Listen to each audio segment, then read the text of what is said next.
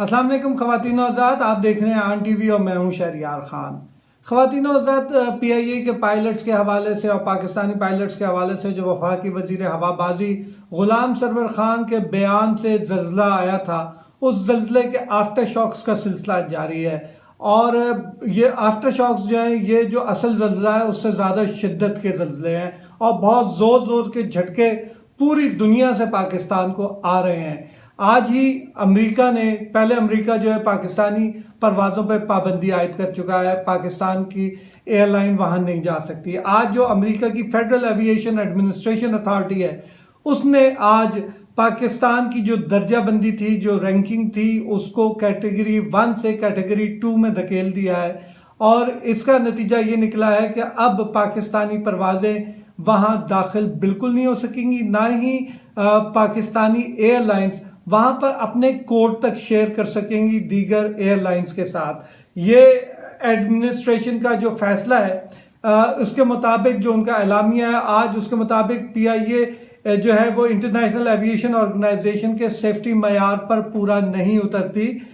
اس لیے اسے کیٹیگری 1 سے کیٹیگری 2 میں رکھا جا رہا ہے۔ اور یہ جو غلام سرور خان کے بیان کے بعد سے جو سلسلہ جاری ہے، اس میں یورپ، امریکہ اور کویت کے بعد ایتھوپیا جیسے ترقی پذیر ملک نے بھی پی آئی اے کی پروازوں پر پابندی عائد کر دی تھی، اور پاکستانی پائلٹس کو بھی مختلف ممالک میں گراؤنڈز کرنے کا سلسلہ جاری ہے۔ اور ان ممالک میں جنہوں نے پائلٹس کو گراؤنڈ کیا، ان میں ویتنام، ملائیشیا اور بحرین بھی شامل ہیں۔ خواتین و حضرات، یہاں جو ایک بات ہے وہ یہ ہے کہ سول ایویشن اتھارٹی جو ہے وہ اس وقت چاہے وہ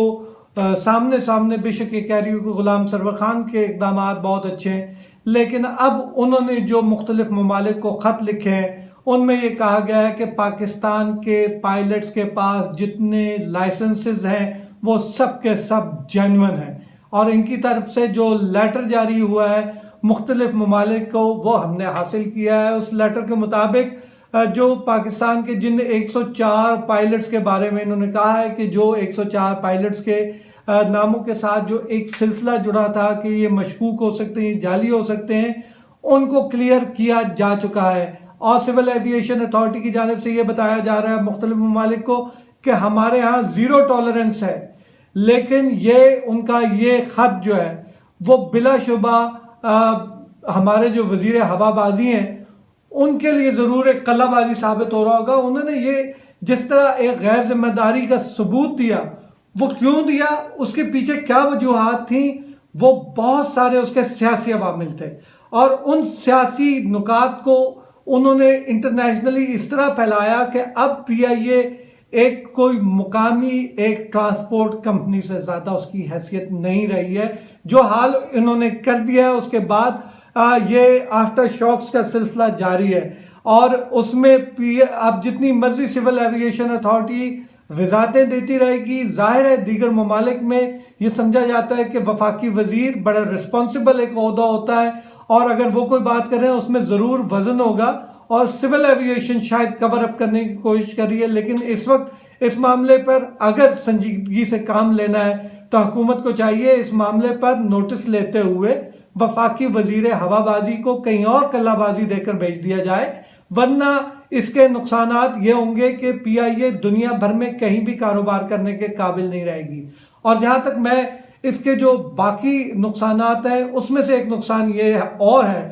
کہ آج قومی اسمبلی کا ایک اور اہم خبر ہے یہ کہ آج قومی اسمبلی کی جو ایک قائمہ کمیٹی ہے نجکاری کی، اس کا اجلاس ہوا ہے، اور اس اجلاس میں پی آئی اے کی جانب سے جو بریفنگ دی گئی ہے کمیٹی کو، اس میں بتایا گیا ہے، وہ اس خبر سے جڑا ہوا ہے معاملہ، اس پہلی خبر سے وہ یہ ہے، جو پی آئی اے کی بریفنگ ہے وہ یہ بتاتی ہے کہ جو پاکستان کا جو پی آئی اے کا جو ہوٹل ہے نیو یارک میں، روز ویلٹ ہوٹل جو ہے، اس کے جو ہے نقصان بہت ہو رہا ہے۔ اس میں پچھلے سال اس میں $15 لاکھ کا نقصان ہوا، لیکن اس کے ساتھ ساتھ یہ بھی بتایا گیا کمیٹی کو کہ گزشتہ 20 برس کے دوران اسی ہوٹل نے $45 کروڑ کا فائدہ بھی پہنچایا۔ جہاں یہ فائدہ پہنچا رہا تھا، اب اس کا نقصان اگر ہو رہا ہے تو اس نقصان کی وجہ تلاش کرنے کی ضرورت تھی، تو وہ وجہ بھی انہوں نے بتا دی کہ اس وقت ہوٹل کی حالت بڑی تشویشناک ہے اور اس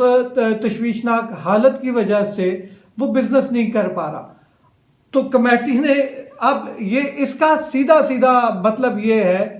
کہ پی آئی اے کو اور اس کے جو ہوٹلز ہیں، ایک ہوٹل پیرس میں بتایا جا رہا ہے جو 5 اسٹار ہوٹل ہے، روزویلٹ جو ہے وہ امریکن سٹی نیو یارک میں ہے اور یہ 3 اسٹار ہوٹل ہے، لیکن ایک یہ ایسا ہوٹل ہے اور یہ ایک ایسا پاکستان کا اثاثہ ہے جس سے فائدہ اٹھایا جا سکتا ہے، جس سے منافع کمایا جا سکتا ہے اگر اس کو بیچا نہ جائے۔ آج کمیٹی نے پھر اس پہ فیصلہ یہ کیا ہے کہ اس ہوٹل کو بیچا نہ جائے، اس کو فروخت نہ کیا جائے۔ حکومت کی جانب سے یہ بتایا گیا ہے کہ وہ اس ہوٹل کو نئے سرے سے تعمیر کرے گی اور اس کو پھر جوائنٹ وینچر کے ساتھ کسی پرائیویٹ کمپنی کے ساتھ چلایا جائے گا۔ میں یہاں پر ایک سوال یہ پھر رکھتا ہوں، اب یہ جو سلسلہ بہت عرصے سے جاری تھا، اس میں شاید آپ نے سنا ہو کہ ایک اس حوالے سے جو نجکاری کی پی آئی اے کی ہوٹل کی نجکاری کے حوالے سے جو ایک کمیٹی بنی تھی، اس میں بلا وجہ زلفی بخاری کو شامل کیا گیا تھا، جس پر جو وفاقی وزیر ہوا بازی ہیں انہوں نے بہت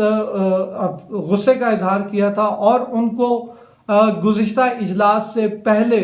ان کو اس کمیٹی سے نکال دیا گیا ہے۔ دوسرے اس کے ایک رکن تھے کمیٹی کے مراد سعید، وہ اس اجلاس میں کبھی شریک ہی نہیں ہوئے، وہ کیونکہ اپنے آپ کو اس معاملے سے بچانا چاہ رہے تھے، کیونکہ یہ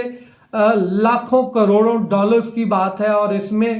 اب جو یہ فیصلہ کیا گیا ہے، جب آپ نئے سرے سے ہوٹل کو تعمیر کر لیں گے تو خود ہی بتایا پی آئی اے نے کہ اگر اس کی مرمت کرا لی جائے، اس کی تزئین و آرائش کا کام ہو جائے تو پھر یہ ہوٹل منافع دے گا۔ پھر اگر یہ منافع دے سکتا ہے تو پھر ہم اس کو جوائنٹ وینچر کے طور پر کیوں کر رہے ہیں؟ کیوں حکومت پاکستان اس پر خود ہی انویسٹ کیوں نہیں کرتی؟ اور اس حالت میں آپ کوئی بھی ادارہ اگر آپ بیچنے کی کوشش کریں گے تو ساری دنیا اس وقت کرونا کی وجہ سے نقصان میں ہے، آپ کو اس کا مالی فائدہ بالکل نہیں ہونے والا، نہ اس کے کوئی اچھے پیسے ملیں گے۔ یہی بات آج کمیٹی کے ارکان نے بھی اس اجلاس میں کہی، جس کے بعد یہ فیصلہ کیا گیا کہ اس ہوٹل کی نجکاری نہیں کی جائے گی۔ بہت اچھی بات ہے، لیکن اس ہوٹل کو اگر جوائنٹ وینچر کے طور پر بھی چلایا جانا ہے تو پھر جو ہے یہ سوچنا ہوگا کہ کس کو فائدہ پہنچانے کے لیے یہ ساری کوشش کی جا رہی ہے۔ خواتین و حضرات، آج کے لیے اتنا ہی، مزید خبر کے ساتھ کسی نئی بات کے ساتھ پھر حاضر ہوں گے آپ کے ساتھ، تب تک کے لیے اجازت دیجیے، اللہ نگہبان۔